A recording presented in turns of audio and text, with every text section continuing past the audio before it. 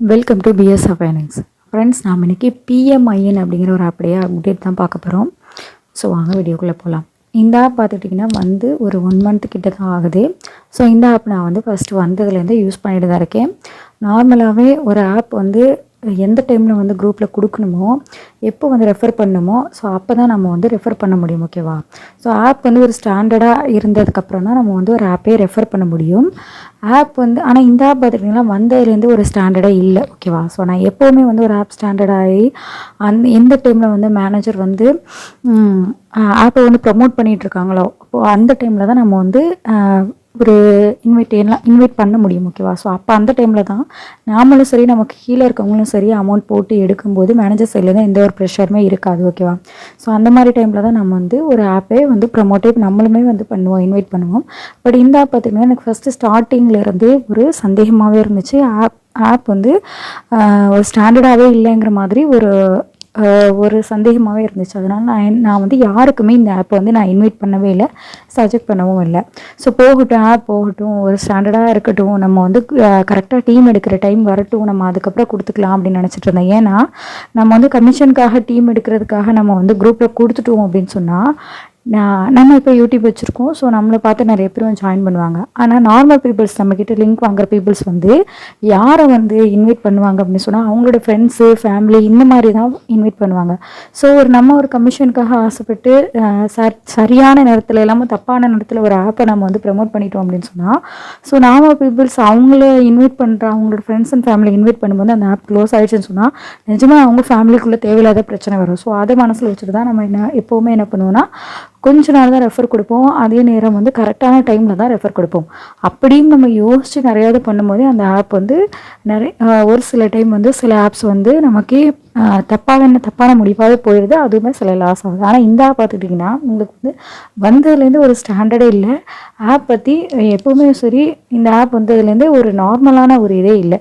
இப்போ இந்த ஆப் இன்னும் 10 டேஸில் அல்லது 15 டேஸில் க்ளோஸ் ஆக போகுது. அதையும் நான் எப்படி சொல்கிறேன் அப்படின்னு பார்த்தீங்கன்னா, லாஸ்ட்டில் கோக் அப்படிங்கிற ஒரு ஆப் கிளாஸ் ஆச்சு. நிறைய பேர் கிளாஸ் ஆச்சு அந்த ஆப் க்ளோஸ் ஆகும்போது. ஸோ அந்த ஆப் எப்போவுமே ஒரு ஆப் லாஸ் ஆனதுக்கப்புறமா உடனே அந்த மேனேஜர் ஒரு லிங்க் கொடுக்குறாங்க அப்படின்னு சொன்னால் அந்த ஆப் 15 டேஸில் க்ளோஸ் ஆக போகுதுன்னு அர்த்தம். ஓகேவா? ஸோ ஆல்ரெடி ஏமாந்தவங்கள திரும்பவும் ஏமாத்துறதுக்கான ஒரு வேலை தான் அது. ஏன்னா க்ளோஸ் ஆன எல்லாரோட மைண்ட் செட்டில் எப்படி இருக்குன்னா, நம்ம லாஸ்ட்டாக இந்த ஆப்பில் ஜாயின் பண்ணிட்டோம், அதனால தான் நமக்கு க்ளோஸ் ஆகிடுச்சு. நம்ம ஃபஸ்ட்டே ஜாயின் பண்ணியிருந்தோம்னா இந்த ஆப் 6 மாதம் 8 மாதம் வரைக்கும் போயிருக்கு. ஸோ நம்ம ஃபஸ்ட்டே நல்ல ஒரு இன்கம் எடுத்திருக்கலாம் அப்படின்னு உங்களுக்கு தோணும். ஸோ அதை யூஸ் பண்ணிக்கிட்டு என்ன பண்ணுவாங்க அப்படின்னு சொன்னால், அவங்க இப்போ தான் நாங்கள் புதுசாக இந்த ஆப் லான்ச் பண்ணியிருக்கோம், இப்போயே நீங்கள் ஜாயின் பண்ணிக்கோங்க அப்படிங்கிற மாதிரி கொடுப்பாங்க. ஸோ சேம் மைண்ட் செட்டில் இருக்கவங்க என்ன பண்ணுவாங்க, நம்ம ஸ்டார்டிங்லேயே ஜாயின் பண்ணி போன ஆப்பில் நமக்கு லாஸ் ஆனது இந்த ஆப்பில் நம்ம ரெக்கவர் பண்ணிக்கலாங்கிற மாதிரி அவங்களும் ஜாயின் பண்ணிப்பாங்க.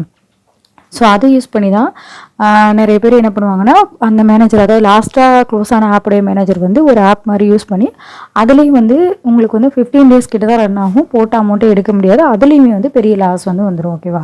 ஸோ இப்போ நான் ஏன் இந்த விஷயம் சொல்கிறேன் அப்படின்னு சொன்னால், கோக் அப்படிங்கிற ஆப் நிறைய பேருக்கு க்ளோஸ் ஆனதில் லாஸ் ஆகிடுச்சு. ஸோ அந்த மேனேஜர் திரும்பவும் இந்த ஆப்போட லிங்கை கொடுத்து இந்த ஆப்பில் நீங்கள் ஜாயின் பண்ணிக்கோங்க அப்படின்னு சொல்லிட்டு கொடுக்குறாங்க.